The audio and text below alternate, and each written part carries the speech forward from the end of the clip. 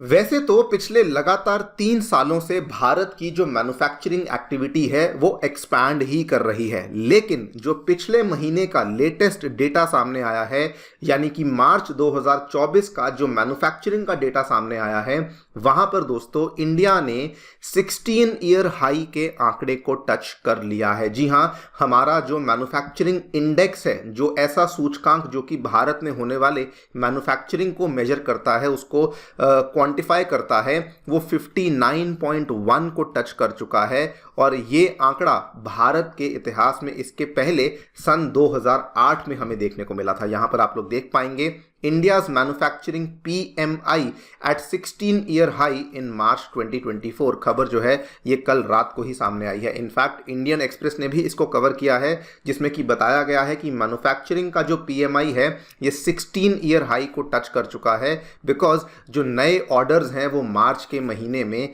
Suddenly बहुत ज़्यादा बढ़ चुके हैं। बात करेंगे इस पूरी डेवलपमेंट के बारे में, बात करेंगे इस मैन्युफैक्चरिंग इंडेक्स के बारे में कि क्या ये होता है, कैसे इसको मेजर किया जाता है, एंड मोस्ट इंपॉर्टेंटली इंडिया का जो ये मैन्युफैक्चरिंग इंडेक्स है इसकी तुलना भी करी जाएगी विद अदर जो दूसरी कंट्रीज जिनको कि बहुत ज़्यादा बड़े बड़े मैन्युफैक्चरिंग हब्स माना जाता है। चाइना कहाँ पे खड़ा है, वियतनाम कहाँ खड़ा है, बांग्लादेश, इंडोनेशिया, इन सभी के साथ भी हम लोग उनके आंकड़ों को भी डिस्कस करेंगे कि वहाँ पर हमें किस लेवल की मैन्युफैक्चरिंग देखने को मिल रही है विद रिस्पेक्ट टू इंडिया। आइए शुरू करते हैं दोस्तों मेरे साथ। मेरा नाम है अनिरुद्ध। यदि आप लोग हमें फॉलो करना चाहते हैं, हमारे लेक्चर्स के अपडेट्स को प्राप्त करना चाहते हैं, तो यहाँ पर दिए गए टेलीग्राम चैनल्स के माध्यम से ऐसा कर सकते हैं। दोस्तों आगे बढ़ने से पहले आप सभी को बताना चाहूँगा कि अनअकैडमी अब ऑनलाइन के साथ साथ ऑफलाइन में भी अपने सेंटर्स को लेकर आ चुकी है, जिनके माध्यम से आप अपनी IAS एग्जाम की तैयारी को शुरू कर सकते हैं। हमारे ये सेंटर्स नई दिल्ली के करोल बाग में, नई दिल्ली के मुखर्जी नगर में एंड साथ में उत्तर प्रदेश के प्रयागराज में आ चुके हैं। इन सभी सेंटर्स में हम लोग आपके लिए 2025 एवं 2026 के जो फाउंडेशन प्रोग्राम्स हैं उनको लेकर आए हैं। अगर आप इनमें एनरोल करना चाहते हैं तो प्रोसेस बहुत ही सिंपल है। या तो सेंटर को विजिट कर सकते हैं, अगर आप दिल्ली में हैं आप यहाँ पे नीचे दिए गए फ़ोन नंबर पे फ़ोन भी कर सकते हैं, या फिर सबसे आसान तरीका है, नीचे आपको वीडियो के एक गूगल फॉर्म दिया हुआ है, बिटली लिंक दिया हुआ है, उस फॉर्म को जाकर के आपको भरना है। अपनी कुछ जो भी जानकारी है भरिए, अपनी डाउट्स को भरिए, मेरा नाम चूज़ करिए सो दैट हमारी टीम आपको रीच आउट कर सके। आपको टेलीफोनिक काउंसलिंग दी जाएगी और जो भी यहाँ पे डिस्काउंट्स होंगे वो भी साथ में अवेलेबल करवाए जाएंगे।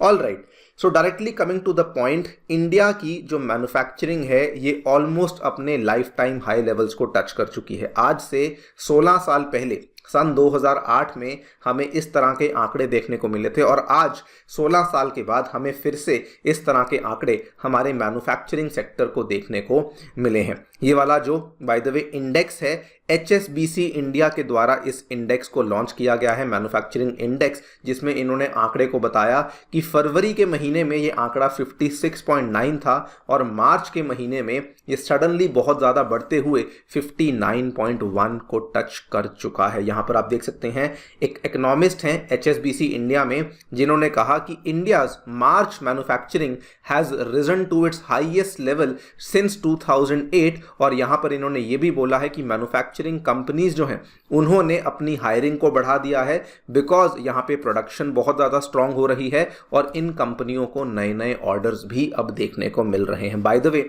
जो ये मैन्युफैक्चरिंग इंडेक्स जिसको हम रेफर करते हैं, इस PMI की जो फुल फॉर्म है, इसको परचेजिंग मैनेजर्स इंडेक्स यहाँ पर कहा जाता है।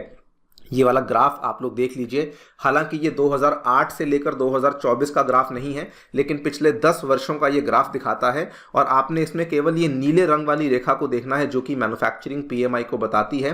केवल 2020 में मैन्युफैक्चरिंग PMI बहुत गिर चुका था, ऑब्वियसली बिकॉज उस टाइम पे हमें COVID-19 देखने को मिला था, लेकिन उसके बाद हमें रिवाइवल देखने को मिला, और रिवाइवल से लगातार पिछले 33 मंथ से हमारा जो मैन्युफैक्चरिंग इंडेक्स है ये 50 के ऊपर ही रहा है। और इस महीने जो मार्च 2024 का महीना है, इसमें हमें ये सडन ग्रोथ देखने को मिली है, जब ये 59.1 के आंकड़े को टच कर चुका है। बाय द वे आपको बता दूं, जब भी हम लोग मैन्युफैक्चरिंग इंडेक्स की बात करते हैं, अगर आपका जो आंकड़ा है ये 50 के ऊपर है, इसका मतलब हमें एक्सपेंशन देखने को मिल रही है। अगर ये आंकड़ा 50 के नीचे है, इसका मतलब हमें कंट्रैक्शन देखने को मिल रही है। और अगर ये आंकड़ा 50 पर ही है, इसका मतलब हमें कोई भी बदलाव देखने को नहीं मिला।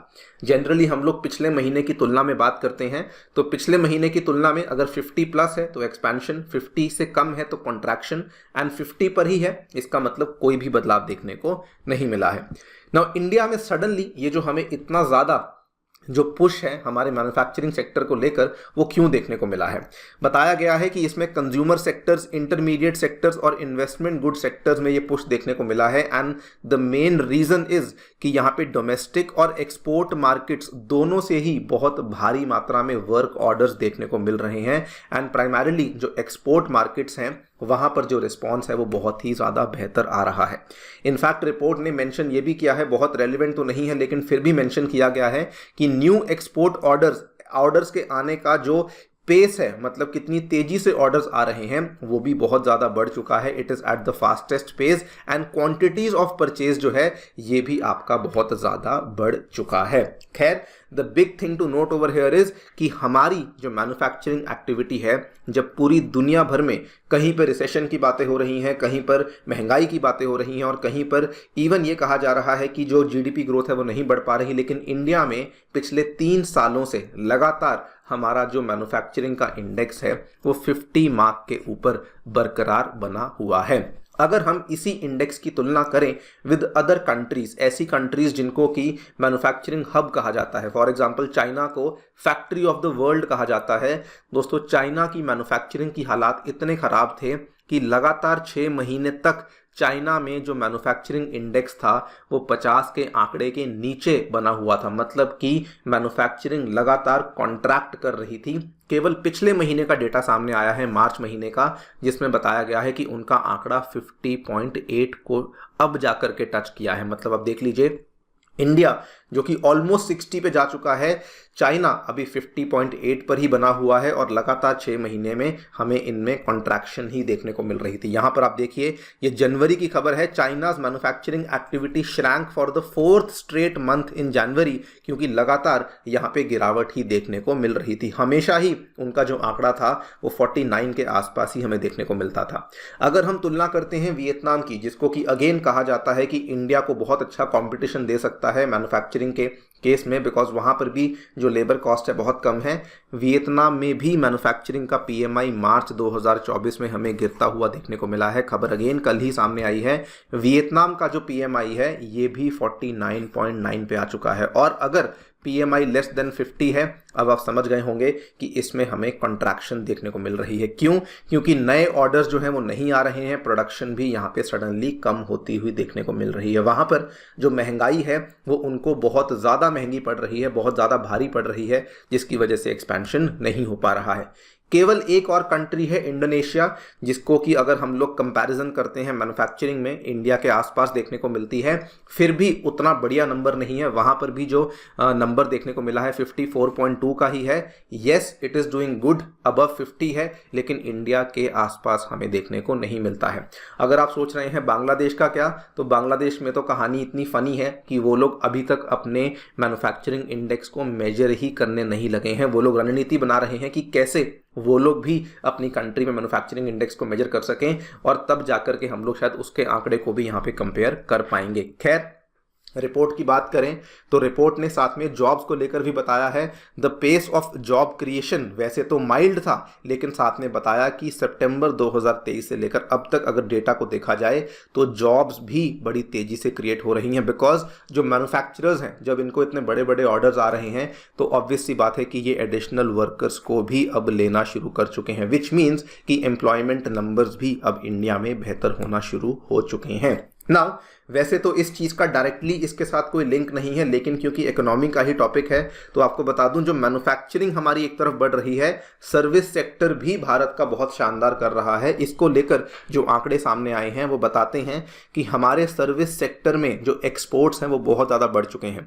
और सर्विस सेक्टर में केवल IT सर्विसेज ही नहीं, बल्कि साथ में consulting services, R&D services, analyst services, ये सारी की सारी जो सर्विसेज हैं इनमें भी हमें काफ़ी अच्छा अपटिक देखने को मिला है। जिसका इवेंचुअली भारत को फायदा ये हो रहा है कि हमारा जो करंट अकाउंट डेफिसिट है as a percentage of GDP वो भी काफ़ी ज़्यादा कम हो चुका है। सो ऑल इन ऑल हमारा जो मैन्युफैक्चरिंग सेक्टर है और जो हमारा सर्विस सेक्टर है वो हमारी इकोनॉमी की ग्रोथ में बहुत बड़ा योगदान राइट नाउ प्ले आउट कर रहा है। देखते हैं आगे क्या होता है। आप लोग क्या सोचते हैं हमें डेफिनेटली बताएं कमेंट सेक्शन में। जाने से पहले दोस्तों बताना चाहूँगा अनअकैडमी आपके लिए आयोजित कर रहा है ढेर सारे पॉडकास्ट, जिनको अगर आपने नहीं देखा है तो ज़रूर देखिए, स्पेशली अगर आप आने वाले प्रीलिम्स 2024 में अपेयर कर रहे हैं। इसमें टॉपर्स ने अपनी जो टिप्स एंड ट्रिक्स हैं उनको शेयर किया है, जिसके माध्यम से आपकी जो प्रीलिम्स को क्लियर करने की पॉसिबिलिटी है वो और भी बेटर हो सकती है। Thank you so much for listening. Stay tuned and stay safe.